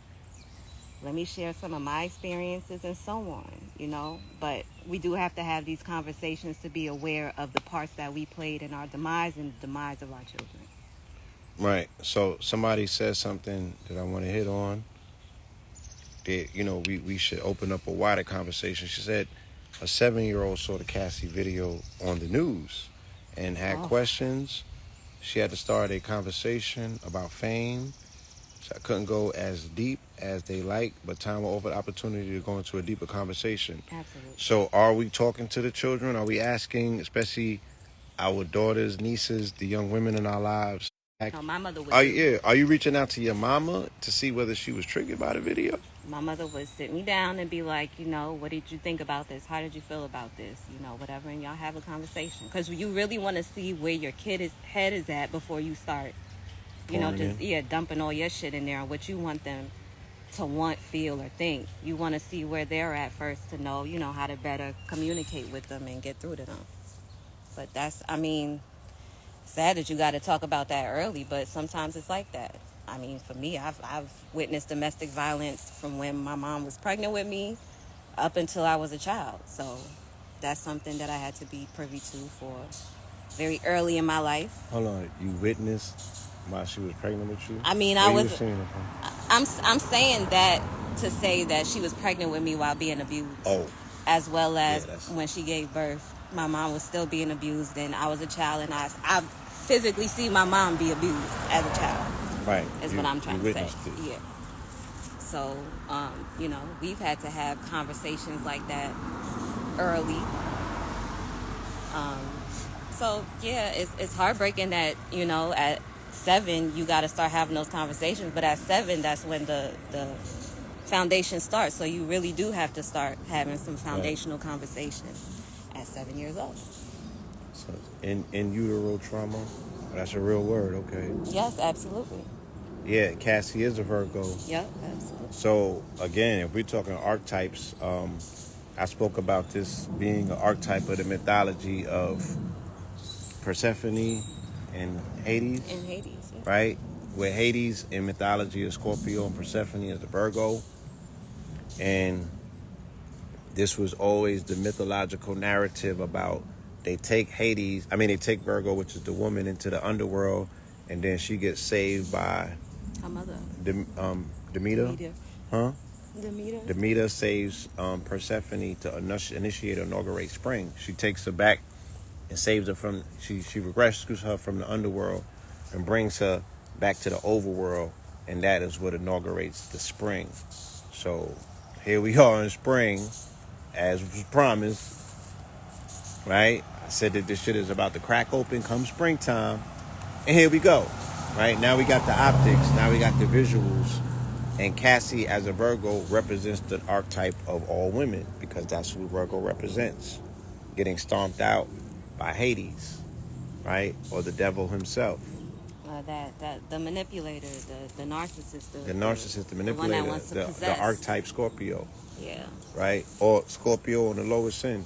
Yeah. So, now we're going to go deep. My mother told me I was a narcissist a few years ago. And I didn't know what the word meant at the time. And this was around the time when she was just coming onto social media and learning what social media was about. So she was like, God damn, like, y'all do all of this posting?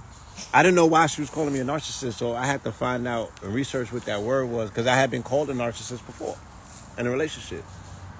And I'm not, it required me to do research and not to just brush it off like they don't know what they're talking about. Because I've heard a lot of things about myself through relationships that has forced me to look deeper, right? Because you can't always see yourself. You know what I'm saying? And we participate in activity sometimes that is unbecoming of our higher selves. And I'm a Scorpio, and I'm not going to utilize that as an excuse. But I know that if you don't motherfucking rise from your ashes, then you still more than likely might still be crawling on your belly. Right? Pause. So it made me do some research into my own self, or into that word, and how she was putting me or labeling me with that particular title. You know what I'm saying? And it had me look at myself in a way in which I had to make improvements, because there was things that I saw that I wasn't necessarily 100%. I wasn't willing to defend those things, especially in the face of my mother. And I had to acquiesce and just do better. And I'm still in the process, continuously of checking myself and auditing my own activities. You know what I'm saying? If what narcissistic tendencies do I show, if I show any? You don't do this on live? That's what you Woo! You keeping it real, family. You trying to keep it real. How real? Let me put these glasses on. How real? How real? Woo! No, I ain't gonna do you in like that. I will just say that there can be a tendency to what's the word?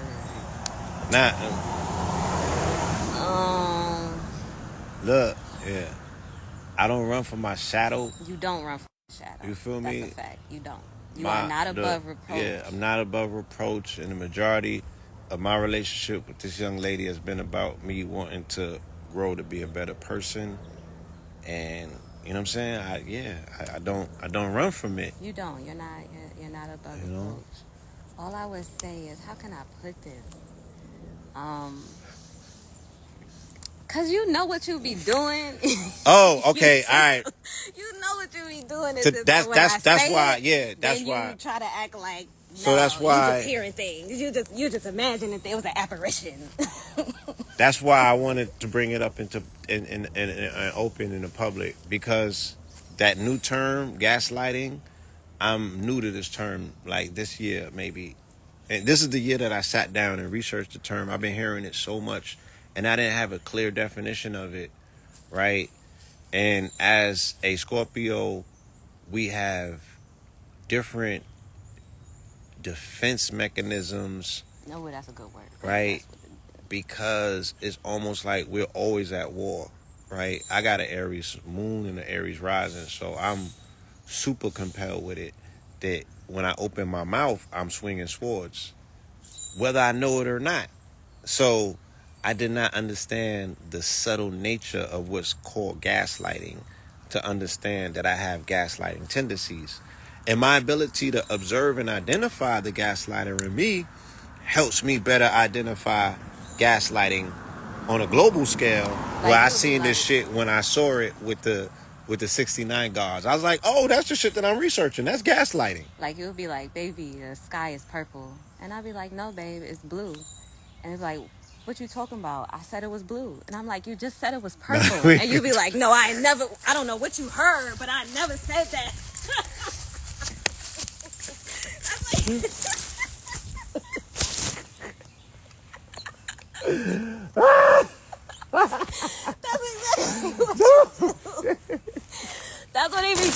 That's what he be doing, y'all.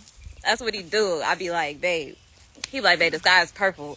I be like, no, it's blue. He be like, what you talking about? Of course it's blue. Who said it was anything else? Like, you just said it was purple. No, I didn't. I don't know what you heard. But I ain't never said that. I'm like, okay, now you trying to play with me. Because you could have just not said shit at all. And you could have just said, oh, that's what I said? My bad. I meant to say it was blue. But no, you going to go on and on and on. But you realize I don't stop. So then you be like, all right, I ain't got time for this no more. I'm going to lie. Am I lying, Choke? What? Am I lying? You going to the extremes. I'm going. I dumbed it down a lot. I made it real basic. I put mad ice cubes in it. It's 444. Yeah, the spirit letting you know I'm right. Alignment. It's the ancestors. Story of my life, y'all. Yeah, the man can't just be like, yo, I apologize. I meant to say it was blue. You like, nah, you heard wrong. You hearing things. I think you're a little off. I do apologize. Okay. In your head. No. I apologized today. He was like, what you apologizing for? Because you be just apologizing to keep the peace. You don't even know what you really apologizing for. And then you do it again. So that's why I just let you know this time. I'm like, well, what you apologizing for? Because if you don't feel like you did nothing wrong, there ain't no point, right? You just want to make sure you in the clear just in case you try to slide. So talk about the Diddy. So that brings us. Just in case you try to slide. That brings us perfectly to, because in essence, right, that brings us to the Diddy apology, because she's saying that in essence I made something of the same nature. This macro activity, because I ain't never put my hands on a woman, so we ain't talking about that. It's not like that. I'm saying in terms of his apology was like, all right, it wasn't directed. What exactly were you apologizing for? And why not specifically direct your apology to the person who you've done wrong to? Right? This general apology and general statement, was that for yourself? Was it for the ego? Was it for the public? Why not directly for the quote-unquote victim? Nah, he was like, I apologize that y'all had to see me kick this bitch in the ass. I really didn't want y'all to see that shit. I apologize that the video got out. I'm sorry, y'all. Y'all wasn't supposed to see that, and I apologize that you did. Yeah, I apologize you did see that. Y'all had to see some of that. You know, shit, wait till y'all see my piping game. He's going to be coming around and apologizing for a while. I think he'll be on Forever Apology Tour. No, because there's going to be and don't get me wrong. I believe that there can be atonement because, like I said, I witnessed my mom's abuse, and my father has turned shit around to the point where it's unbelievable. Like, this was only a dream to me. I didn't know that it could actually happen. So I know that it's possible for somebody to turn their life around, but he ain't there. My nigga just last week was gaslighting the people. Time tells truth, y'all. Y'all playing with me, pick a side. Y'all trying to tear a black man down. Then I had to wake up to see you kick Cassie in her ass. Like, god damn, nigga. And then you won't even apologize to the girl. You're gonna apologize to us. And not for the shit that you done to us, but for the fact that we had to see you like that. Please go to hell. That part. Please go to hell. So, yeah, none of us are perfect. None of us are beyond reproach. We all got work to do, you know.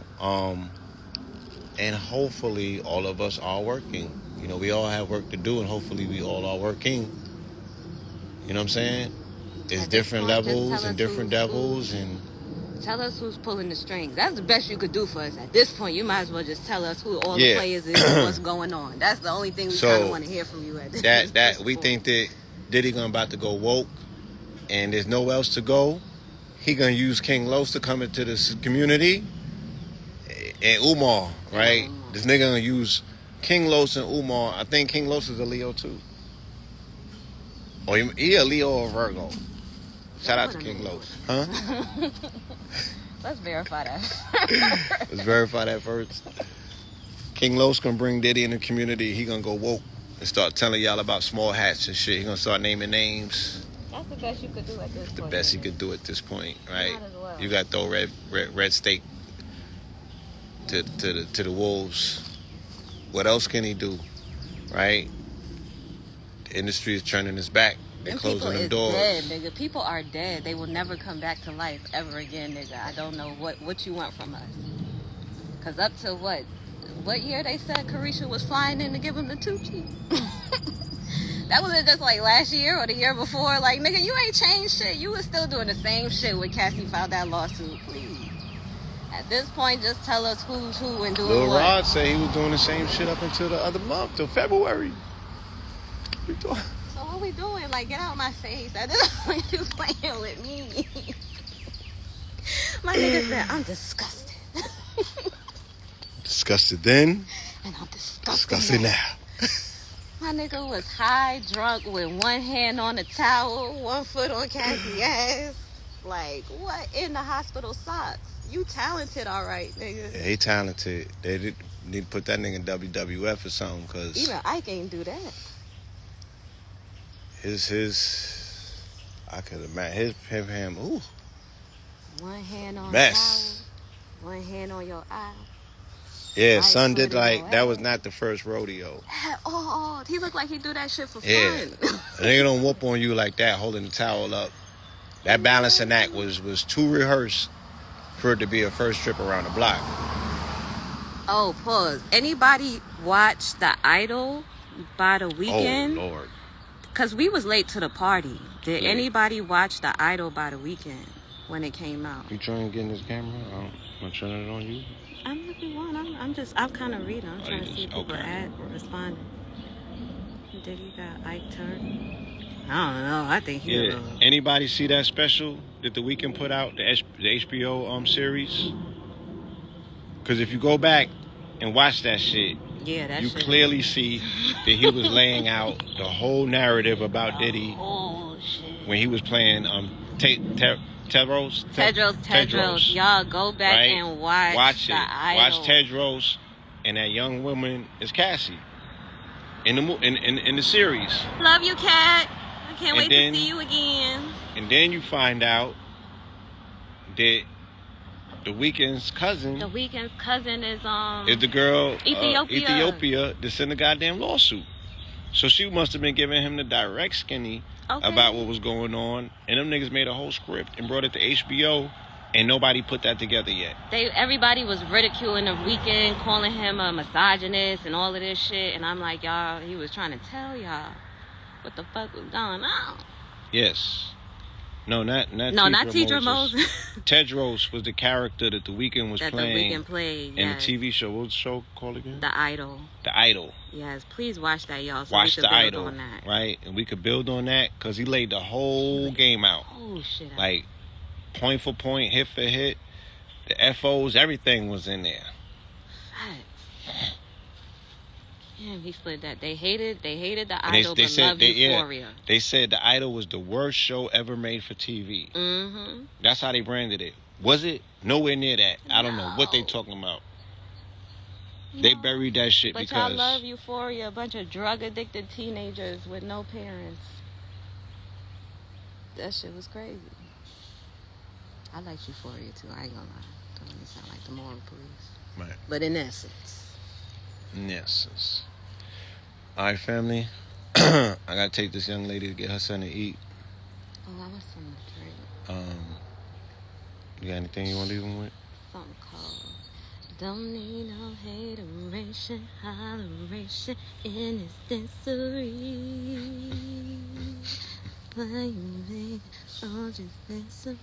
Yeah, don't need no hateration, no holleration in your dancery, y'all. Yeah, you can holler at me, Maze Buying. Yeah, DM me. I'm gonna leave y'all with this video real quick. This was kind of dope. This weekend.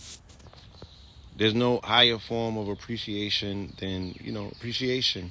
Art is the highest form of appreciation. So this weekend we kind of like got our flowers, the strongest, should I say, and brought me to tears. I'm gonna share it with y'all. Well,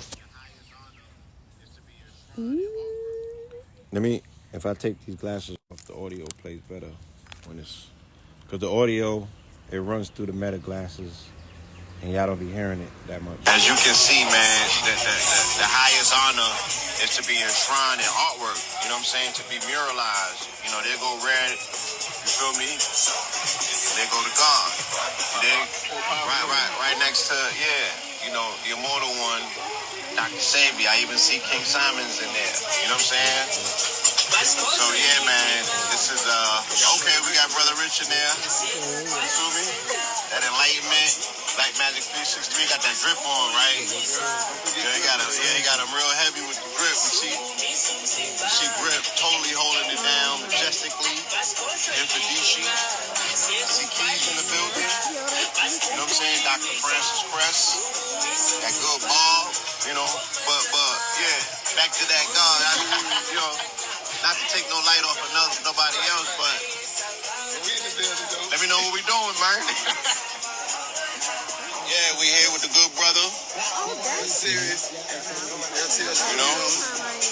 We just appreciate the ancestors, man. Appreciate what y'all doing and what y'all gotta keep on doing to pass on the mantle. Right. Other young soldiers follow your lead, you know what I mean? It's needed and necessary. So, what we doing with this?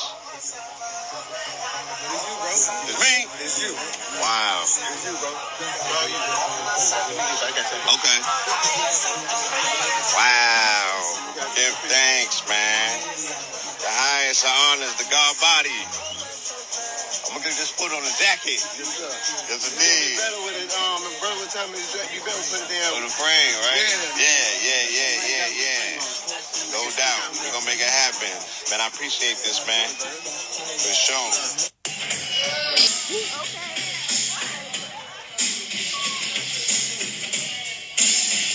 So yeah, we want to shout out the architects for this information. The people that have been pressing the front line from day one.